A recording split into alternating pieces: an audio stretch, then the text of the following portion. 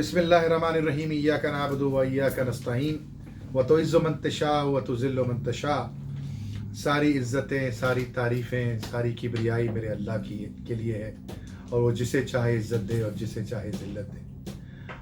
कई सालों पहले मैंने ये बात की थी कि सरफराज के अंदर जो टैलेंट है और सरफराज के अंदर जो तड़प है पाकिस्तान के लिए कुछ करने के लिए, उसको वक्त के साथ साथ और बहुत सारे मुख्तलिफ अवामिल के ज़ेर असर होने की वजह से वो आहिस्ता आहिस्ता दबता चला गया और जो कुछ सरफराज पाकिस्तान की क्रिकेट के लिए कर सकते थे वो शायद ना कर पाए। लेकिन अल्लाह ताला ने एक मौका और दिया सरफराज को और उसके नतीजे में सरफराज ने वो तमाम जितना गुबार उनके दिल में था और जितनी मोहब्बत और जितनी जितनी लगन उनके दिल में थी पाकिस्तान के लिए और पाकिस्तान की के लिए कुछ कर जाने की, उन्होंने उस तमाम तवानाई को इस्तेमाल करते हुए पाकिस्तान को इन 2 टेस्ट मैचों के अंदर रुसवा ना होने दिया अल्लाह के हुक्म से। ये मैं इसके ऊपर फ़ख्र महसूस करता हूँ। ये मैं फ़ख्र इसलिए महसूस करता हूँ कि ये सरफराज आज वो सबक सिखा के गए पाकिस्तान को और पाकिस्तानी खिलाड़ियों को, जो बाद में सालों से मुख्तलिफ टेलीविज़न स्टेशन पे और अपने वीलॉग्स के ज़रिए कर रहा हूँ। और वो सबक ये है कि if you are afraid of fall you will never reach the height. ये बहुत पुरानी एक सेइंग है। उसका मतलब ये है कि अगर आपको गिरने का खौफ है तो कभी भी आप किसी ऊंचाई पे ज़िंदगी में नहीं पहुंच सकते। और हमारे हर एक खिलाड़ी को ये खौफ होता है कि मैं पता नहीं अगला गेम खेल पाऊंगा कि नहीं खेल पाऊंगा, अगली सीरीज में मैं कप्तान होऊंगा कि ना होऊंगा, मैं कोच आज हूं कल होऊंगा कि ना होऊंगा, मैं पीसीबी का सदर आज हूं कल होऊंगा कि ना होऊंगा। और इस बेयकीनी की कैफियत में उनका पूरा का पूरा फोकस, उनकी पूरी तवानाई अपनी ही ज़ात और अपने ही जिस्म और अपने ही वजूद के ऊपर जाके लग जाती है। इसकी बेहतरीन मिसाल आज सरफराज ने दी है पिछले दोनों टेस्ट मैचों के दौरान। सरफराज टीम से बाहर रहे कई सालों तक। कई लोगों ने कहा सरफराज को शामिल किया जाए, लेकिन एक लॉबी है पाकिस्तान क्रिकेट के अंदर जो अक्सर व बेशतर मुख्तलिफ मतलब बढ़ती रहती है। आज इनके हाथ में है, कल उनके हाथ में, परसों उनके हाथ में। तो उस लॉबी ने सरफराज को आगे ना आने दिया। उसकी बहुत सारी वजूहात रही होंगी, मैं उनमें नहीं जाना चाहता। लेकिन जैसे ही सरफराज को मौका लगा, सरफराज के दिमाग में ये बात आई कि देखो मैं तो वैसे ही पाकिस्तान टीम का हिस्सा नहीं हूं, हो सकता है अगले मैच में मुझे ना खिलाएं, आइंदा के लिए क्रिकेट मेरी हमेशा के लिए बंद हो जाए, मुझे कोई खौफ नहीं है। मैं सिर्फ और सिर्फ जाकर इस मट्टी की शान को अजीमतर बनाने की कोशिश करूंगा। मैं आउट होता हूं तो आउट हूं, मैं रन बनाता हूं तो रन बनाऊं, मैं सेंचुरी बनाता हूं तो सेंचुरी बनाऊं, मुझे इससे कोई गर्ज नहीं है, मुझे पाकिस्तान का परचम बुलंद करना है। यह सोच लेकर सरफराज इस दफा ग्राउंड में उतरे थे। ये सोच बिल्कुल उस सोच के बरक्स है जो आज से चंद साल पहले बहैसियत कप्तान सरफराज की थी। या ये सोच बिल्कुल उस तरह की सोच के बरक्स है, बरखिलाफ है कि जो बाबर की सोच होती है या रिजवान की सोच होती है या शान मसूद की सोच होती है आज के ज़माने में। तो जब खौफ ना था सरफराज को तो उसका स्ट्राइक रेट भी अच्छा था, उसने बॉलरों को भी परेशान किया, उसने मुखालिफ कप्तान के लिए भी मुश्किलें खड़ी की और उसके नतीजे में पाकिस्तान आज टेस्ट मैच बचाने में कामयाब हो गया।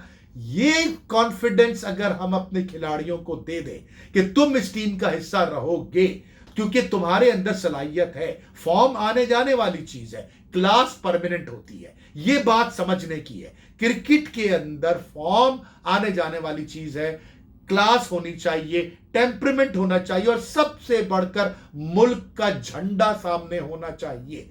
जिस वक्त आपको आईसीसी की रैंकिंग सामने नजर आए, जिस वक्त आपको आईसीसी के तमगे नजर आना शुरू हो जाएं और आपकी नजरें उन तमगों के ऊपर पड़ना शुरू हो जाएं, उस हॉल ऑफ फेम पे पड़ना शुरू हो जाएं, तो परचम कहीं छुप जाता है, कहीं ढक जाता है, कहीं गायब हो जाता है और आपको अपने 5 फुट 10 इंच और 5 फुट 11 इंच के कद के ऊपर और अपने साए के ऊपर बड़ा जोम होता है। उसके नतीजे में परचम तो छुपा ही छुपा, आहिस्ता आहिस्ता आपका साया भी आपका साथ छोड़ना शुरू कर देता है और वो वक्त आता है कि पहले से दूसरे, दूसरे से चौथे और 5वें और 6ठे नंबर पे आपका शुमार होने लग जाता है।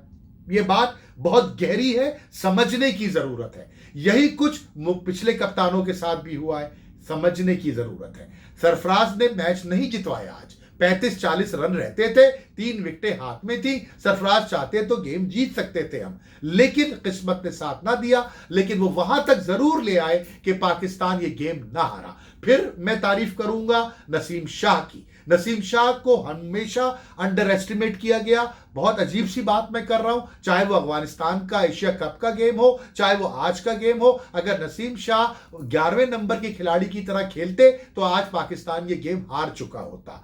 फिर सोचने की बात है कि क्या इस लड़के में टैलेंट है, क्या ये लड़का ऊपर खेलने के काबिल है, क्या ये ग्रूम करने के काबिल है। ये काम होता है पीसीबी के चेयरमैन का, कमेटियों का, हाई परफॉर्मेंस सेंटर का, कोच का, जो हमारे यहां नापैद है, फिजिकली नापैद है, चेक लेने के लिए फौरन मौजूद है, लाखों की तनख्वाहें लेने के लिए मौजूद है, लेकिन सोच बचकाना है, ना होने के बराबर है। ये बात आज अब दूसरी दफा मैं कर रहा हूं। अब आइए अगले पॉइंट के ऊपर। सरफराज की मौजूदगी टीम में बाबर और रिजवान के खौफ के अंदेशे को मजबूत करेगी कि अगर ये लड़का परफॉर्म कर गया, ये लड़का टीम में आ गया, तो ये कल को कप्तान भी बन सकता है। मैं हाथ जोड़ करके पाकिस्तान क्रिकेट बोर्ड से अपील करता हूं कि इन लड़कों का दिमाग दुरुस्त करें, उनको ये बताएं कि अगर वसीम अकरम के दिमाग में ये बात हुआ करती थी वकार यूनुस के लिए, अगर ये बात इमरान खान के दिमाग में होती थी जावेद मियादाद के लिए, अगर ये बात सईद अनवर के दिमाग में होती थी यूसुफ के लिए, कि अगर ये बात बाबर के दिमाग में है सरफराज के लिए, या रिजवान के दिमाग में है सरफराज के लिए, इनमें से कोई एक ऐसा शख्स नहीं है जो पाकिस्तान से बड़ा हो, इनमें से कोई एक ऐसी हस्ती नहीं है जिसका वकार पाकिस्तान के परचम से बड़ा हो। इनके दिमाग दुरुस्त करने की जरूरत है। इनको ये बात बताने की जरूरत है कि तुमसे पाकिस्तान नहीं है, पाकिस्तान से तुम हो। और अगर तुम्हें कप्तानी का इतना ही शौक है तो साबित करो, मैच जीत के दिखाओ। कौन सा गेम बाबर ने जीत के दिखाया मुझे, कौन सा गेम रिजवान मुझे जीत के दिखाते। 11 इनिंग्स में वो लड़का 20 की एवरेज से खेल के जाता है। हमारी कोचिंग इंतजामिया को, हमारी सिलेक्शन कमेटी को, हमारे पीसीबी के चेयरमैन को कुछ आंखों पे, उनके कानों पे जू नहीं रेंगती, क्योंकि वो एक मखसूस लॉबी का हिस्सा रहते हैं। खुदारा इन लॉबीज को खत्म करो। दुनिया तुम्हारी तरफ देख रही है रहनुमाई के लिए। दुनिया तुम्हें अपना कायद बनाने को तैयार है और तुम अपनी जात, अपनी बरादरी, अपनी दोस्ती से बाहर नहीं निकलते। मैं सलाम पेश करता हूं सरफराज को और उसके निडर दिल को, उसके शेर दिल को, कि मैं खेलूंगा, पाकिस्तान के लिए खेलूंगा, वतन के लिए खेलूंगा। आउट होऊंगा तो हो जाए आउट, कोई मसला नहीं है, लेकिन मैं इज्जत से आउट होऊंगा। मैं अपने लिए नहीं खेलूंगा, जो हमारी टीम के 90% खिलाड़ियों की सोच है। आज सरफराज ने साबित कर दिया कि जो मैं आपकी खिदमत में सालों से अर्ज कर रहा हूं कि जिस दिन ये खिलाड़ी पाकिस्तान के परचम के लिए खेलना शुरू हुए, जिस दिन इनके अंदर से मौत का खौफ खत्म हुआ, जिस दिन इनके अंदर से आउट होने का खौफ खत्म हुआ, जिस दिन इनके अंदर से नाकामी का खौफ खत्म हुआ, उस दिन दुनिया की सबसे खतरनाक टीम पाकिस्तान की होगी। जिस तरह न्यूजीलैंड ने हमें खेल के दिखाया, बेन डकेट ने खेल के दिखाया, केन विलियमसन ने खेल के दिखाया, हमें बेन स्टोक्स, इंग्लैंड के बेन स्टोक्स ने खेल के दिखाया, जिस तरह से सूर्य कुमार यादव खेलते हैं, जिस तरह से ब्रायन लारा खेला करते थे, जिस तरह से दुनिया के कॉनोवे ने हमें खेल के दिखाया, जिस तरह से विराट कोहली खेलते कि मुझे अपने 50 नहीं चाहिए, मुझे अपना नाम आईसीसी में नहीं चाहिए, मुझे अपने मुल्क का परचम बुलंद चाहिए।